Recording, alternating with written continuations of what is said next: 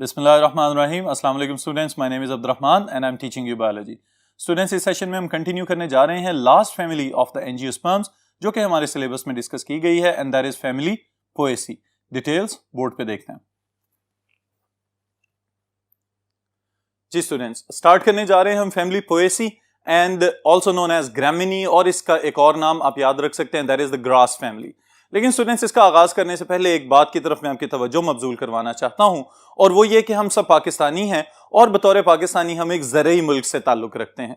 अब अगर हम अपने आप को एक ज़रई मुल्क का सिटीजन तस्वुर करें तो स्टूडेंट्स, इसके साथ ही साथ ये जरूर गौर कर लीजिएगा कि हमारी ज़राअत का दारोमदार इन तमाम मेंबर्स के ऊपर है, जो अभी हम इस फैमिली में डिस्कस करेंगे। लेकिन उसके साथ ही साथ जो असल में लम्हा फिक्रिया है वो ये है कि दिन ब दिन आबादी बढ़ जाने की वजह से हमारे ज़रई रकबे जो हैं वो तो सिमटते जा रहे हैं, लेकिन उसके साथ ही साथ सोसाइटीज और टाउन्स और बहुत सारी कॉलोनीज वगैरह की शक्ल में हम इनको खत्म करते जा रहे हैं। तो सोचने की बात यह है कि इस पे किस तरह से काबू पाया जाएगा, आबादी कम की जाए या पैदावार बढ़ाई जाए। इसके लिए इंशाअल्लाह ताला हम डिटेल्स आने वाले चैप्टर्स में डिस्कस करेंगे, लेकिन इस पे सोचिएगा जरूर।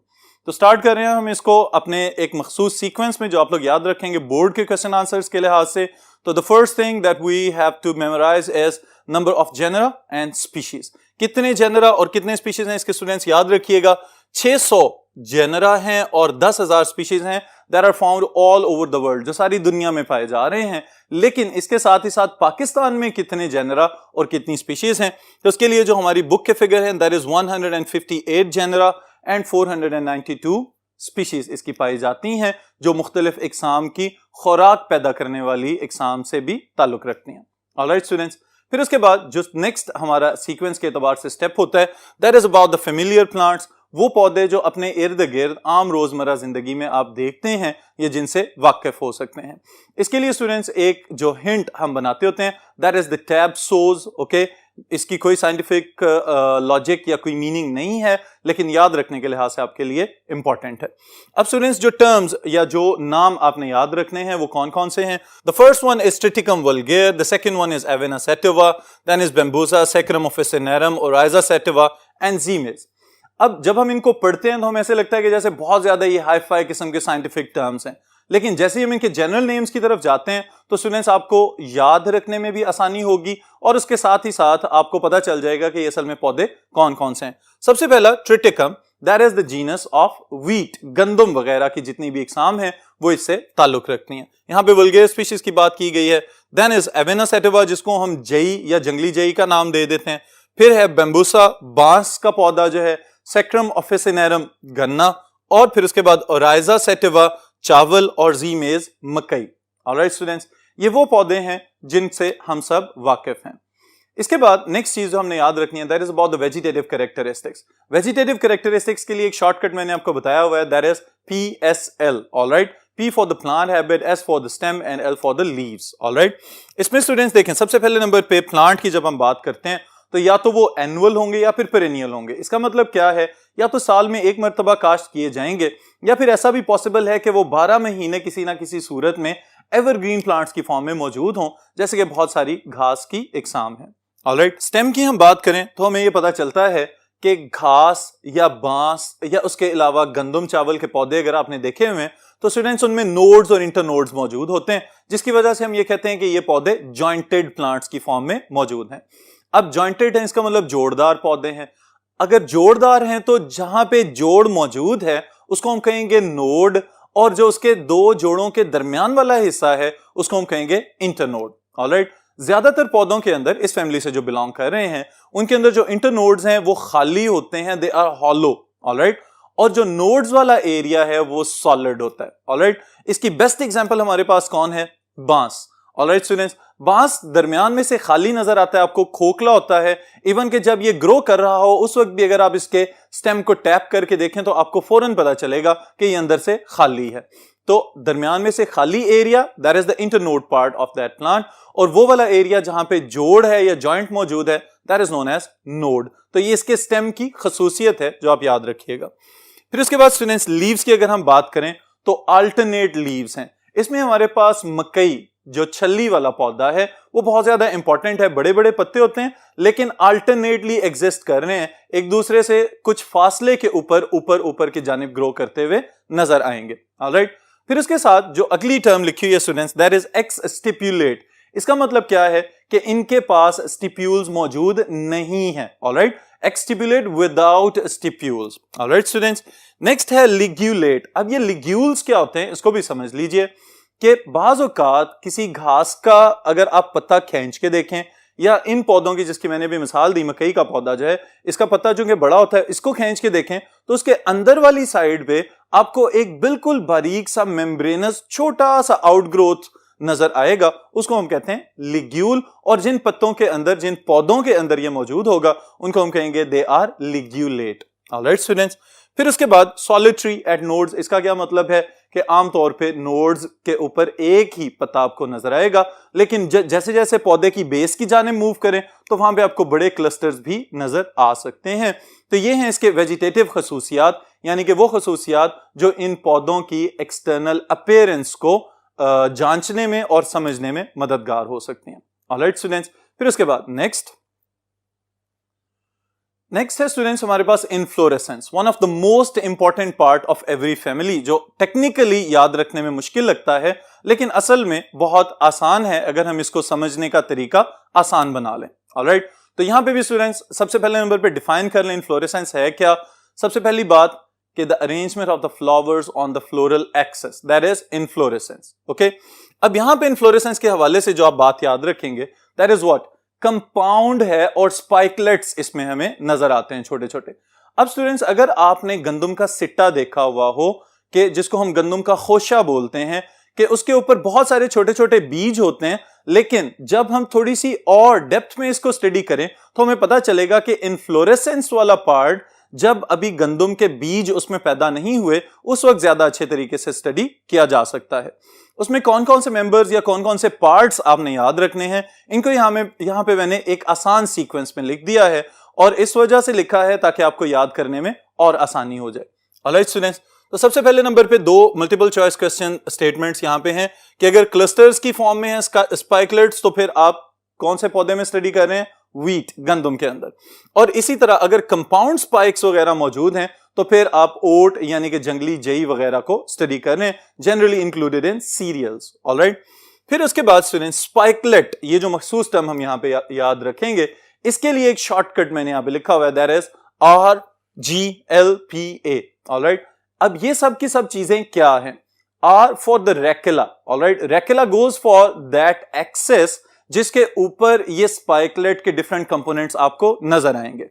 और वो डिफरेंट कंपोनेंट्स कौन कौन से हैं, सबसे पहली चीज जो आपने याद रखनी है कि यहां पे लीफ लाइक आउटग्रोथ्स नजर आएंगी जिनको हम क्या बोलते हैं, ब्रैक्ट्स। ऑलराइट, तो इसका मतलब ये है कि यहां पे ब्रैक्ट्स तो मौजूद हैं लेकिन ब्रैक्ट्स के डिफरेंट स्पेसिफाइड नेम्स आपने याद रखने हैं। और वो कौन कौन से हैं, सबसे पहला जो मैंने यहां पे लिखा है, there is two lower bracts, they are known as glumes. Alright, ये बड़े वाले होते हैं और इस तरह से फैले हुए होते हैं जो कि बेस पे आपको नजर आएंगे। अब ये हम स्टडी किसको कर रहे हैं, जो गंदम का एक खोशा था उसमें से एक अलहदा जो स्पाइकलेट वाला पार्ट है जिसको हम फ्लोरेट कहते हैं, उसको अलहदा करके स्टडी किया जाए तो उसमें हमें ये कंपोनेंट्स नजर आ रहे हैं। ऑलराइट, फिर उसके बाद स्टूडेंट्स जो नेक्स्ट चीज है, ग्लूम्स के बाद जो उसके बाद वाले ब्रैक्ट्स हैं, they are known as lemmas. Alright, lemmas आमतौर पे टेक्सचर में जरा सॉफ्ट नजर आते हैं आपको और ये मेम्ब्रेनस अपीयरेंस देते हैं लेकिन खुश्क होते हैं, ड्राई होते हैं बहुत ज्यादा। फिर लेमास के बिल्कुल ऑपोजिट साइड पे आपको इनसे भी बारीक कवर्स नजर आते हैं जिनको स्टूडेंट्स हम कहते हैं पेलिया। ऑलराइट, ये पेलिया असल में क्या है कि जब अगर आप सिट्टे में से या उस खोशे में से गंदम का बीज निकालें और उसको थोड़ा सा मसलें तो उसके ऊपर से एक बारीक सा छिलका उतरना शुरू हो जाता है, तो वो असल में क्या है, दे आर द पेलियाज, और ये हैं क्या, ब्रैक्ट्स। ऑलराइट, फिर उसके बाद जो अहम बात जो सबने देखी होगी यकीनन, वो क्या है कि जब हम इस खोशे को देखते हैं तो इसके साथ लंबे लंबे कांटे नुमा साख्तें आपको नजर आती हैं स्टूडेंट्स, और ये क्या है, बेसिकली ब्रैक्ट्स की एक्सटेंशंस हैं। और ये जो ब्रैक्ट्स की एक्सटेंशंस आपको नजर आ रही हैं इनको हम बोलते हैं ऑन्स। ऑलराइट, और इसके लिए बचपन में एक काम हम लोग भी किया करते थे कि इस सिट्टे को यूं हाथ पे रखें तो वो आहिस्ता आहिस्ता एक हॉपिंग मूवमेंट शो करता है। तो ये बेसिकली क्या शो कर रहा होता है, ऑन्स की रिजिडिटी, कि वो सख्त स्ट्रक्चर्स होते हैं। ऑलराइट स्टूडेंट्स, फिर उसके बाद अगर इस सारे के सारे पार्ट को समराइज किया जाए तो हम कहते हैं कि ये मिलके क्या बना रहे हैं, फ्लोरेट बना रहे हैं। ऑलराइट, और फ्लोरेट में क्या क्या शामिल है स्टूडेंट्स, लेमास, पेलियाज, और इसके अंदर जो छोटा सा एक फूल आपको नजर आ रहा है जो कि आमतौर पे इतना छोटा होता है कि वो नुमाया तौर पे नजर नहीं आ रहा होता। ऑलराइट, या उसको देखना बहुत ज्यादा मुश्किल होता है। फिर the next thing is about the flower, के फ्लावर के अंदर इसकी अरेंजमेंट, इसके फ्लोरल स्ट्रक्चर्स, और फिर उसके बाद फ्लोरल फार्मूला को हम कैसे स्टडी करेंगे। तो इसके लिए स्टूडेंट्स सबसे पहली चीज द शॉर्टकट, और वो शॉर्टकट यहां पे क्या हमने लिखा हुआ है, दैट इज बस ब्रिजी। ऑलराइट, ये बस ब्रिजी क्या चीज है, इसको अगर हम सीक्वेंस से स्टडी करेंगे तो फौरन आपको पता चल जाएगा कि ये बुनियादी तौर पे कुछ टर्म्स हैं जिनको हमने एब्रीविएट कर दिया है उनके लेटर्स को मिला के। अब सबसे पहली चीज यहां पे बायसेक्सुअल, इसका मतलब क्या है कि यहां पे मेल और female parts with in the same flower मौजूद हैं, या बाज़ औक़ात यूनिसेक्सुअल भी हो सकता है। ऑलराइट, फिर इसके बाद स्टूडेंट्स जो फूल है, जैसे कि अभी मैंने आपको बताया, वो छोटा सा है और बिल्कुल ही गैर नुमाया है कि अगर आपको कहा जाए कि गंदम का भी फूल होता है तो शायद आप भी हैरान हो जाएं, लेकिन चूंकि एंजियोस्पर्मिक प्लांट है तो इसका मतलब है इसके पास फ्लावर्स होने चाहिए। ऑलराइट, देन सेसाइल है। सेसाइल का मतलब क्या है कि इनके पास जो फ्लोरल स्टाक है वो मौजूद नहीं है। देन इज ब्रैक्टिएट, इसके पास ब्रैक्ट्स मौजूद हैं और उनकी डिटेल्स तो हमने अभी पढ़ी हैं कि ये सारे के सारे जो ग्लूम्स और लेमास और पेलियाज हैं, these are different types of the bracts that are found in different members of this family. Alright, फिर उसके बाद इनकम्प्लीट, इसका मतलब क्या है कि फ्लोरल स्ट्रक्चर्स में से कोई ना कोई ऐसा मेंबर जरूर है या कोई एक ऐसा फ्लोरल पार्ट है जो इनके पास मौजूद नहीं है। ऑलराइट, और वो कौन कौन सा है ये भी आगे मैं आपको बताता हूं, क्योंकि इसके अंदर बाकी फैमिलीज की निस्बत ये एक बड़ा डिफरेंस है जिसको नोट डाउन करना बहुत ज्यादा जरूरी है। Then is zygomorphic and hypogynous. Zygomorphic describes the symmetry of the flower. Alright, और उसके साथ जो दूसरी चीज है हाइपोगाइनस, इसका मतलब क्या है कि the floral parts they are lying below the ovary. Alright, तो ये आपने कैरेक्टरिस्टिक्स फ्लावर के लिहाज से याद रखने हैं स्टूडेंट्स। अब अगर हम इसको टेक्निकल फ्लोरल फार्मूला की तरफ लेके चलें तो स्टूडेंट्स यहां पे हमने अपनी फ्रेज भी तब्दील कर दिया। जब हम इसकी फ्रेज चेंज कर रहे हैं तो इसका मतलब यह है कि फ्लोरल स्ट्रक्चर्स में से कहीं ना कहीं कोई तब्दीली भी आई होगी। पहले नंबर पे तो स्टूडेंट्स जो फ्रेज मैंने आपके लिए बनाई है इसको समझ लें। यहां पे मैंने लिखा हुआ है Prince Andrew is gone for fishing. Alright, इसमें स्टूडेंट्स याद रखिएगा कि जो लेटर्स यहां पे कैपिटल लिखे हुए हैं इनको आपने याद रखना है और उसी से ही फौरन आपको हौसला होना शुरू हो जाएगा कि इसके फ्लोरल फार्मूला के अंदर उतनी ज्यादा डिस्क्रिप्शन नहीं है जितनी हम पिछली फैमिलीज में पढ़ के आ चुके हैं। इसका मतलब क्या है, चार कैरेक्टरिस्टिक्स आपने याद रखने हैं। The first one goes for the perianth. Alright, ये टर्म यहां पे आप लोग याद रखिएगा कि बेसिकली ये एक्सप्लेन करती है कैलेक्स और कोरोला को। ओके, लेकिन यहां पे हमने क्या लिख दिया, दैट इज एब्सेंट। इसी वजह से अभी थोड़ी देर पहले हमने ये कहा था कि दिस फ्लावर इज इनकम्प्लीट, क्योंकि इसके पास कोई ना कोई फ्लोरल स्ट्रक्चर मिसिंग है। तो सेपल्स और पेटल्स यहां पे हमें नजर नहीं आ रहे, और अगर नजर आ भी जाएं तो किस फॉर्म में नजर आते हैं, इनको हम कहते हैं लॉडिक्यूल्स। ऑलराइट, लॉडिक्यूल्स क्या हैं, बुनियादी तौर पे छोटे छोटे स्केल लाइक स्ट्रक्चर्स हैं जो कि तादाद में 2 या बहुत ही रेयरली 3 की तादाद में आपको नजर आ सकते हैं। ऑलराइट, फिर उसके बाद students the androecium, that is the male part. इसमें याद रखिएगा स्टेमन्स 1 से 6 हो सकते हैं और ज्यादातर कितने पाए जा रहे हैं, 3 की तादाद में। फिर उसके बाद gynoecium, the female part of the flower. Alright, इसके अंदर 2 चीजें लिखी हुई हैं। एक तो ये कि इसका पिस्टल जो है कंपाउंड है, और कंपाउंड से क्या मुराद है कि इसके 3 कार्पल्स जो हैं वो यूनाइटेड फॉर्म में आपको नजर आएंगे। फिर दूसरी चीज students, that is a significant feature of ग्रामिनी और पोएसी। वो क्या है कि इनका स्टिग्मा बड़ा होता है और आमतौर पे फेदरी होता है। और इसकी वजह क्या है स्टूडेंट्स, तो ये आपको पता होना चाहिए कि पोलिनेशन के एतबार से डिफरेंट प्लांट्स के अंदर डिफरेंट फीचर्स डेवलप हो जाते हैं। उन्हीं एडाप्टेशंस में से एक एडाप्टेशन ग्रामिनी के अंदर भी हमें नजर आ रही है कि इनका स्टिग्मा जो है वो बड़ा है और फेदरी है पोलिनेशन को प्रमोट करने के लिए। और कौन सी पोलिनेशन होनी चाहिए इनके अंदर, स्टूडेंट्स इस पे सोचिए जरा। Then is about the fruit, और फ्रूट के लिए students again the characteristic feature they could be grains, और इसके लिए एक मखसूस टर्म यूज की जा रही है, दैट इज कैरियोप्सिस। ऑलराइट, अब ये क्या चीज है कि बीज आप लोगों को याद होना चाहिए, गंदम का या चावल का या ज्वार या बाजरा वगैरह कोई भी चीज अगर इनमें से आपने देखी हुई है तो आपको इनके सीड्स का जरूर पता होना चाहिए। ये वाली बात आपको 1 सेकंड में समझ आ जाएगी।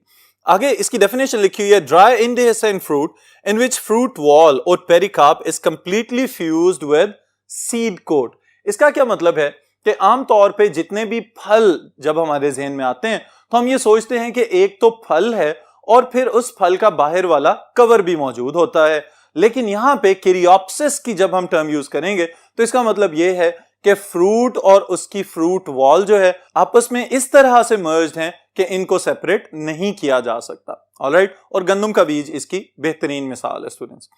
Then is about the economic importance, the most important part of this family, और इसमें स्टूडेंट्स मैं रिपीट कर रहा हूं, it comprises the chief food stuff of the mankind. Alright, जो कुछ भी हम खा रहे हैं, इवन के हमारे इर्द गिर्द बहुत सारे हमारे पालतू जानवर, पालतू परिंदे वगैरह भी जो कुछ खा रहे हैं, हमारी ये जो सारी की सारी पोल्ट्री इंडस्ट्री है, डेयरी इंडस्ट्री है, ये सब के सब डिपेंडेंट है बुनियादी तौर पे इस फैमिली के मेंबर्स के ऊपर। ऑलराइट, किस तरह से डिपेंडेंट है, अभी इनके नाम हम पढ़ते जाएंगे तो हमें इस बात की समझ आना शुरू हो जाएगी। इसमें स्टूडेंट्स याद रखिएगा, सबसे पहली चीज हमने यहां पे लिखी है cereals and millets. Alright, cereals वगैरह में ये गंदम वगैरह और मकई सब शामिल हो जाते हैं, और मिलेट्स हम बाजरे के लिए ये टर्म यूज करते हैं कि ये सबसे बुनियादी चीजें हैं इनकी एग्जाम को अगर समराइज किया जाए तो। फिर अगर डिटेल में चलें तो ट्रिटिकम की कुछ स्पीशीज यानी कि गंदम बहुत ज्यादा इंपॉर्टेंट है, हमारी स्टेपल क्रॉप है, और इसी की वजह से हम अपने आप को ज़रई मुल्क का सिटीजन भी कह रहे हैं। फिर उसके बाद स्टूडेंट्स एवेना सेटिवा, ओट या जई जिसको कहा जाता है, जंगली जई भी कहा जाता है, और जवी की टर्म भी यूज की जाती है इसके लिए। फिर है जी मेज, मकई, कॉर्न, और इसके लिए भी स्टूडेंट्स याद रखिएगा ना सिर्फ हम डायरेक्ट छल्ली के बीज खा जाते हैं बल्कि इसके साथ ही साथ इसमें से बहुत सारे ऑयल्स भी यूज किए जाते हैं, बहुत सारी बर्ड्स की फीड इससे तैयार की जाती है, तो इस लिहाज से ये बहुत ज्यादा इंपॉर्टेंट है। देन इज ओराइजा सेटिवा, चावल, और चावलों के एतबार से भी जो सेंट्रल पंजाब का बेल्ट है वो बहुत ज्यादा इंपॉर्टेंट है, एक्सपोर्ट क्वालिटी के चावल पैदा किए जाते हैं, सारी दुनिया में पाकिस्तान के बासमती चावल की धूम है और ये बहुत ज्यादा हमारे लिए फख्र की बात है।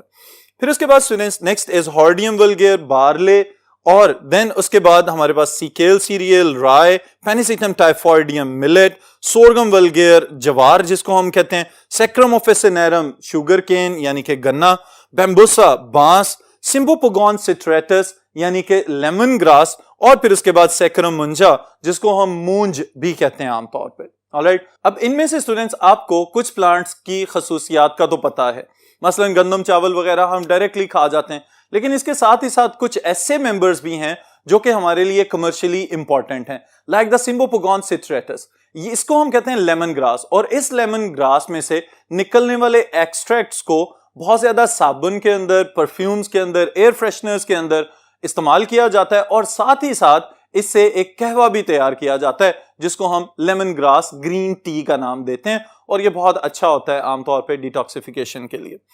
फिर उसके बाद अगर नेक्स्ट देखा जाए तो बैम्बू, बांस जो है स्टूडेंट्स, ये हमारे लिए कंस्ट्रक्शन के पॉइंट ऑफ व्यू से तो अहमियत का हामिल है, लेकिन उसके साथ ही साथ इसके पत्ते जो हैं वो घोड़ों को अगर खांसी लग जाती है तो उसमें बांस के पत्ते खिला देने से उनको अफाका हो जाता है।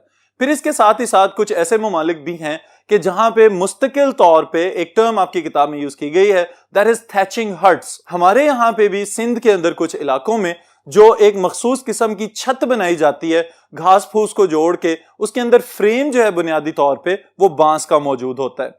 इसी तरह चाइनीज कल्चर में एक ट्रेडिशनल अम्ब्रेला शामिल है और एक उनका पुराने स्टाइल का हैट शामिल है, वो भी बांस से तैयार किया जाता है। ऑलराइट स्टूडेंट्स, और फिर इसके अलावा बहुत सारे म्यूजिकल इंस्ट्रूमेंट्स भी ऐसे हैं कि जो बांस की मदद से चलाए जाते हैं, जैसे कि हमारे यहाँ बांसुरी। ऑलराइट, फिर इसके बाद स्टूडेंट्स नेक्स्ट अगर हम देखें तो ये जो हमारे पास सीकेल सीरियल वगैरह या सोरगम है या हॉर्डियम है, इनसे मुख्तलिफ इकसाम की ड्रिंक्स भी तैयार की जाती हैं, लाइक विस्की वगैरह, और इसी तरह गन्ने से मोलेसेस, एक जो इसका एक्सट्रैक्ट निकल रहा है उससे रम तैयार की जाती है, या रम मोलेसेस भी बाजुकात उसको कह दिया जाता है। उसके अलावा बहुत सारे ऐसे मेंबर्स हैं जो यहाँ पे हमने मेंशन नहीं किए हुए, लेकिन उनसे भी हम बहुत ज्यादा इकोनॉमिक फवायद हासिल कर रहे हैं। ऑलराइट स्टूडेंट्स, तो ये सब चीजें आप लोग याद रखिएगा, अपने बोर्ड के पॉइंट ऑफ व्यू से बहुत ज्यादा इंपॉर्टेंट हैं, और फिर इंशाल्लाह ताला मुलाकात होगी नेक्स्ट सेशन में नेक्स्ट टॉपिक के साथ।